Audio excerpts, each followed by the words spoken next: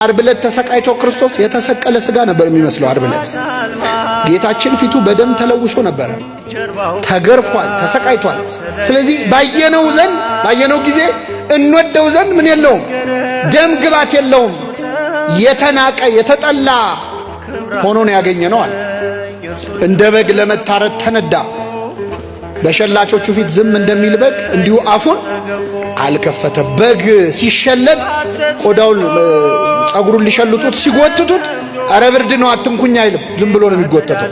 እንደ በግ ለመታረድ ተነዳ፣ በሸላቾቹ ፊት ዝም እንደሚል በግ አፉን አልከፈተም። እንደውም ምስጢረ መለኮትን ተዋህዶን የተናገረው እንደ በግ ለመታረድ ተነዳ ብሎ በሥጋ መሞቱን፣ በሸላቾቹ ፊት ብሎ ደግሞ በመለኮቱ ሕያው መሆኑን። ሲሸለት አይሞትም አይደል በግ። ስለዚህ በመለኮቱ ሕያው በሥጋው ግን መሞቱ፣ ሞተ በሥጋ እንደምንለው ማለት ይህንን ተናገረ። በሸላቾቹ ፊት ዝም እንደሚል በግ እንዲሁ አፉን አልከፈተም። በውርደቱ ፍርዱ ተወገደ። ጲላጦስ መርምሮት ነፃ ሊያደርገው ይገባ ነበር። መርምሮት ሲጨርስ ግን ክርስቶስ ያን ቀን ተዋርዶ ስለዋለ በውርደቱ ፍርዱ ተወገደ። የቅንነት ፍርድ አልተፈረደለትም።